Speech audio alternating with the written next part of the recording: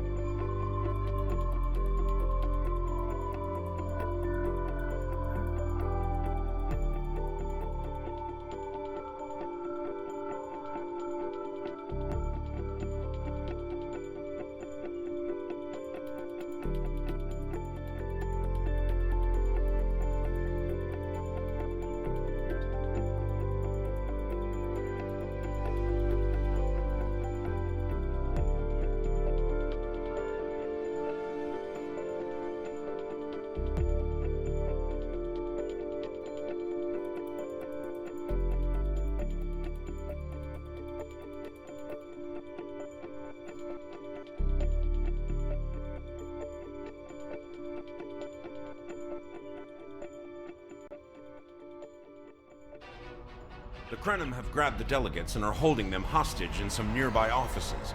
This is damn peculiar. We're facing a major temporal flux here. The hostiles have neutralized embassy security. It looks like they weren't expecting us to be here. It's up to us to rescue the delegates. So, we're not accounted for by the Krenim's plans. That makes us temporal anomalies here too. So in theory, we stand a greater chance of changing things. The Krenim soldiers beam into Hortus, along with supporting crews from the USS Pastak, and a firefight erupts across the new Kittimer Orbital Ring station. Watch out! More Krenim beaming in! More Krenim! Neutralize them as quickly as possible! We need to save those delegates! These Krenim, although from our time, seem to be armed with later era weapons. Can anybody hear us? The Krenim are holding us hostage in the embassy offices! Please, anyone, help! The station itself was a horseshoe shape with this hall at the centre, so most of the entry points have already been sealed off to prevent the wandering of the attendees. So if we sweep the station from right side to left, we shouldn't have to worry about being caught in a pincer attack. Unless more Krenim beam in.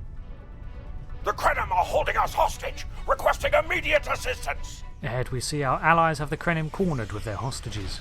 Hang on, we're on our way! With some carefully aimed explosives, we storm the room while Noye makes some announcements to the hostages. Cooperate, and you won't be harmed. Resist, and your safety cannot be guaranteed. With the first room secured, we recover the Borg ambassador, the Teferi, and the Orion observer. I thought my life path was at an end. My thanks for proving me wrong. We beam them to the Pastak. It's better equipped to drop them off in the correct time while we press on. A similar situation is encountered at the next office. We can see that here the Breen dignitary has a concealed weapon all along and uses our rescue attempt as the opportunity to turn on his captors, alongside the Klingon and the Zindi. It was a good day to die for the Krenim. Oh my god, Humor really did die. The main entry room is awash with energy weapons as the 29th century security teams battle with the Krenim boarders. Clearly this incursion has not gone as planned for either the Galactic Union or the Krenim.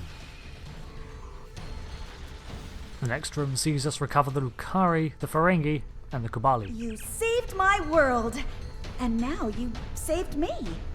I'm beginning to like you. You were almost killed, why are you so chipper?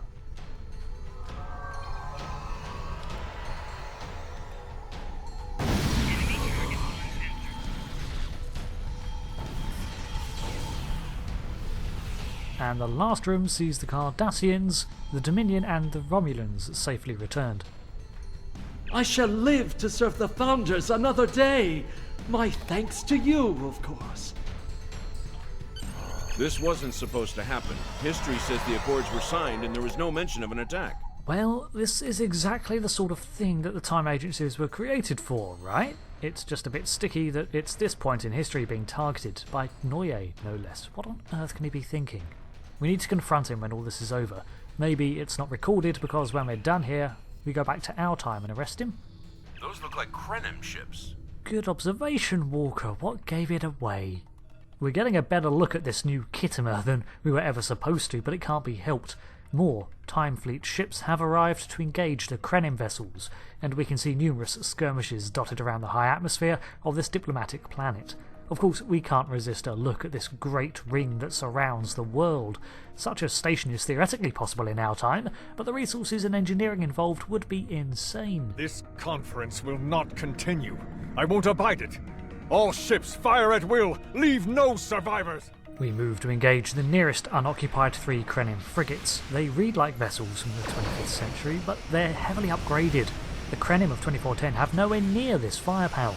They're attacking with Polaron and Chronoton weaponry, but they can also cause temporal fluctuation zones that deal increasing damage over time the longer we're inside them. But it also slows us to a crawl. Rather than trying to escape the time dilation zone, we instead attack the source and free ourselves with phaser fire.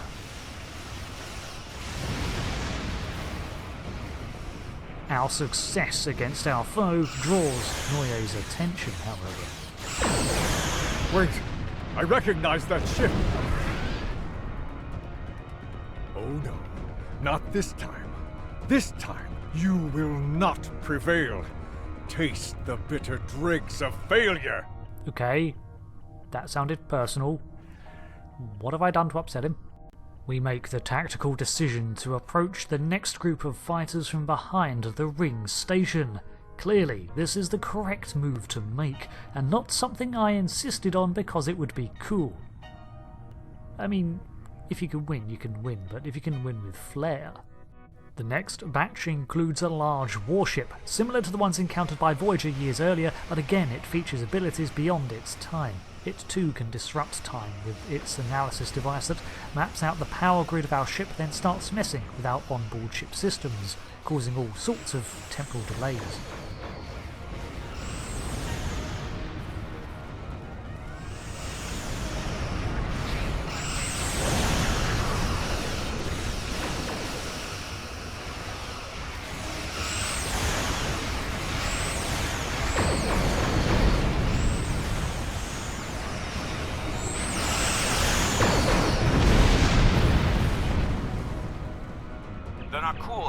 The Krenim attack as a cover to attack the temporal sensor array.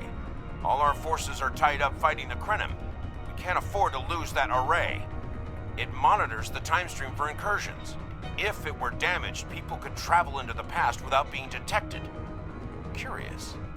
The Krenim and Nakul vessels have started fighting each other in the confusion. Let's make the most of that, shall we? Interesting development. The Nakul are attempting to seize the opportunity to sneak people back in time, I presume. A problem for yesterday. The fact that the Krenim are attacking means that this is not a joint operation. The Nakul are just being opportunistic. Let's make the most of this three-way battle to secure the temporal antennae. Its own defences won't last long. As we close in, we see the mounted phaser turrets give out in a fiery explosion, and the Nakul ship responsible, a Demosh destroyer, lurks behind the tower.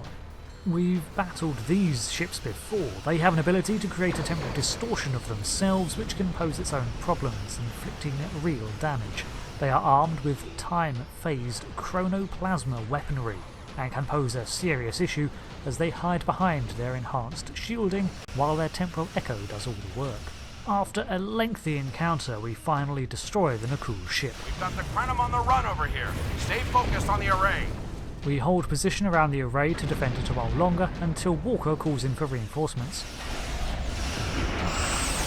We've cleared out most of the Krenim ships. Engaging Anorax now. The more the merrier. We can see the Krenim timeship, the Anorax, the one the Federation, Klingon and Republic Delta Alliance helped build. At least it reads to be the same, but like the other vessels of Krenim origin, it seems far more powerful than initially accounted for in 2410. Clearly, this ship did not arrive from our era, at least not directly.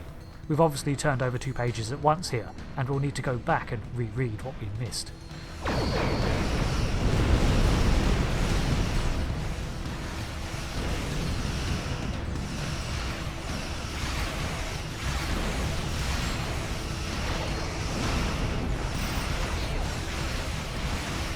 The ship, originally so delicate that when we made it we had to protect it from the front lines, now can take a hell of a pounding, but eventually it too warps away.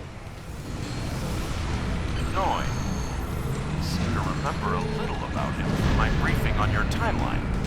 He was a Krenim researcher on the Anorax timeship project, if memory serves. Yeah, brilliant mind, continued classified temporal research and built that ship to help us end the Iconian threat. I thought as much. Something must have disturbed the timeline. I'm afraid you will need to return to your own time to investigate. I'll accompany you, but I can't interact with anybody from your time. I'll open a portal when you're ready. Are you ready now? So, Noye, in our time at least, hasn't done anything except help us. What possible reason could he have to be so filled with vitriol, not only at the Federation and the Temporal Accords, but against me personally? Either we did something to upset him, or we will. Either way, our answers to our questions lie at home. It was good to see the Temporal Accords and the progress of the Federation, but fixing it cannot be done from this era. You are cleared for docking. It's been a while since we were here. Last time was back during the Iconian War, when things were at their grimmest. The Alliance had just realised their time-altering plan had failed, and the joint fleet was assembled for a final stand at Earth.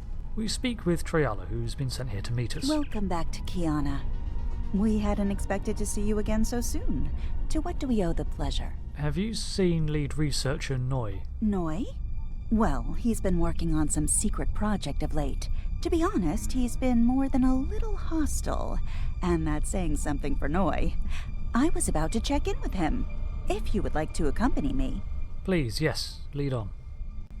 Okay, so how do we approach this? It's perfectly possible that at this time Noye really is up to nothing, although his hologram in the future didn't look much older than he does now. We spot him by a console exhibiting his typical diplomatic restraint. Ah, researcher Noye. Oh, it's you. I thought I'd seen the last of you after you flew off to your great victory over the Iconians. Well, what do you want? I'm very busy. What you doing? Come now, you can read, can't you? Access my latest report to command if you want to know what I'm working on. Feel free to waste the time of the charming bureaucrat standing next to you, but I'll thank you to stop wasting mine. Now, if this interrogation is over, I've more important matters to attend to. Good day. It doesn't matter what we choose here because he storms off in a huff. Again, it's not unusual behaviour so far. Like I said, more than a little hostile. He's been like this for some time now, and no one's sure why. This is gonna sound rough, but we have strong reason to suspect he's plotting well, treason, basically. Would it be possible to see what he was working on? Treason? Noye? I mean, sure, he's been difficult to work with, but... Oh, I hope you're wrong. Noye has top-level access to everything we're working on here. I don't need to tell you how much damage that could do in the wrong hands. Let me call up his files. Thank you, Treyala. And I wish I was wrong. He was working on the Anorax. Wait a minute. It looks like he was accessing the launch protocols and docking clamp. Jeez! The hell was that? Treyala? No. Okay, it's fine. You're a little frazzled, but I've got a pulse. You're fine. What the?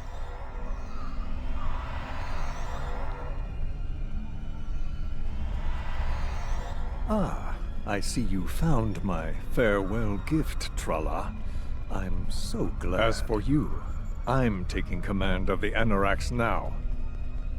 I can see that bothers you greatly. So will the numerous bombs I've left behind. Warning sirens go off and the researchers scramble about us while we run from bomb to bomb, disabling them. They're not too complicated to defuse, but it is taking up our time while Noye gets away. Now we've got a minute, we tend to Treyala, stabilising her from whatever failsafe Noye left. I'm guessing the shock and the bombs was all part of some escape plan he'd rigged. Noye stole the Anorax?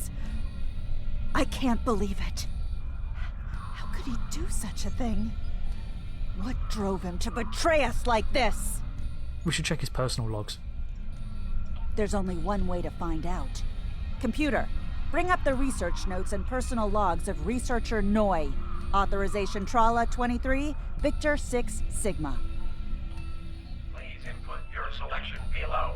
For the sake of brevity, we only have 3 to look at, and these are from the temporally shielded archives. And one has a different entry name, CJY. Personal log supplemental. We had some visitors from the Alliance today. Noye was rather rude to them, but I managed to smooth things over. This time. Still, he has good reason to be stressed. The war isn't going well, and there's a lot of pressure on him right now. He could be a bit more agreeable, however. Perhaps a peace offering. Those Terran snack cakes he's so fond of with the... what is the word? Nougat. I tried to tell him about the baby again last night, but he was so stressed out. I just couldn't add to his burden. Hopefully things will calm down a bit soon and I can tell him. On a positive note, my work is progressing quite well. I believe these logs should now be shielded from any kind of temporal incursion. Please input your selection below. Huh. I didn't know Noye was married. Personal log supplemental. My review of the time capsule files is complete.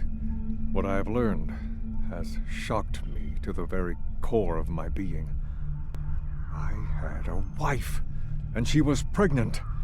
My wife and unborn child were murdered by the Federation and their allies.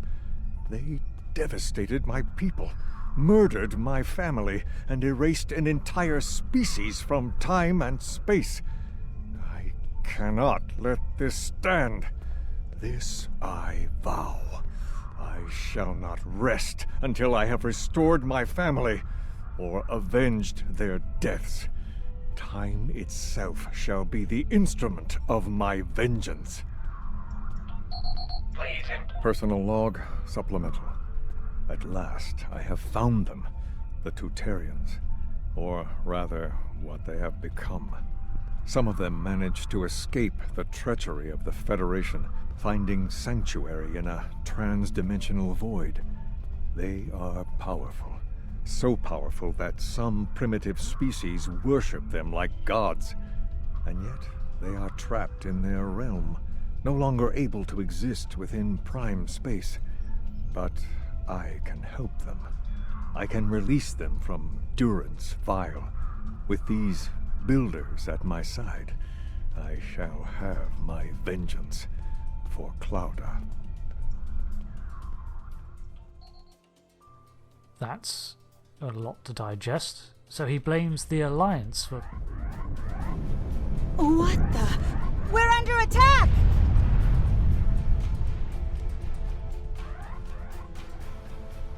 Noye has returned, and he's made a number of potent modifications to his ship. We could use some help up here with him and his allies. Yeah, we'll figure this all through later. Right now there's a new issue to deal with.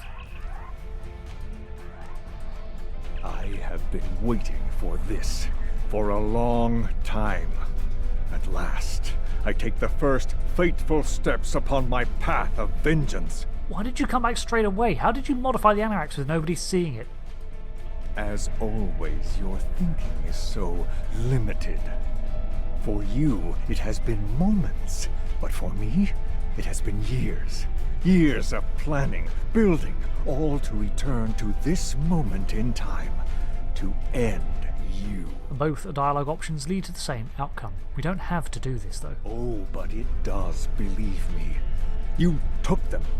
My wife, my unborn child. Time was your weapon then, and it is mine now. With it, I will eradicate your wretched alliance, just as you wiped the Tutarians from history. But first things first. It's time for you to die. You're better than this, Noye. You're a builder. Stand down. This is Walker. We've got our hands full with Noye over here, but we'll keep him busy while you defend the station. We could use a hand once it's secure, though. Anorax packs quite a punch. Acknowledged, Pastak. If the Armager is what he's after, we'll keep her away from the fight as long as we can. Instead of engaging the Anorax, we take on the Krenim reinforcements that are approaching the station. I think they mean to destroy it to cover up Noye's tracks.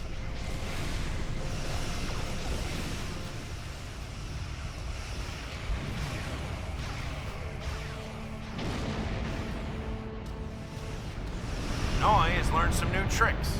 This definitely isn't the same Anorax we left a few minutes ago. So he jumped away in the Anorax, opened a temporal rift and went through to somewhere and some when, so he could buy time to upgrade his vessel even more. Now he returns to take his vengeance before travelling onwards to assault the Temporal Accords themselves. Before we can get our answers, however, we have more Krenim vessels to engage with. These are on par with the ones we fought in the year 2769, so they must be part of the same fleet, or at least plan.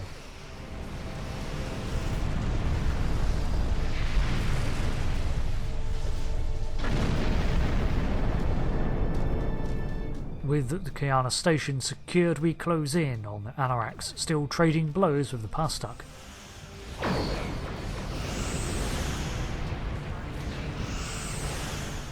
That vessel takes a beating from our salvo, and it's enough to make Noye reconsider. He opens a rift and jumps out, but we're too close, and we're pulled along in his wake.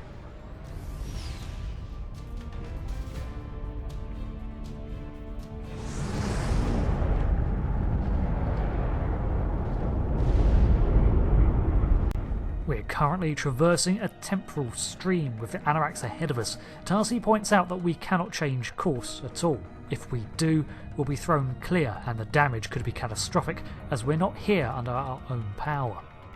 The only option is to close in on the Anorax and damage it enough to close this corridor. As we can only adjust our speed, not heading, we divert everything to our forward shields and weapons to weather down the enemy. Occasionally, temporal distortions ripple back through the time stream that we have to neutralise to avoid damage, but it's a simple race now.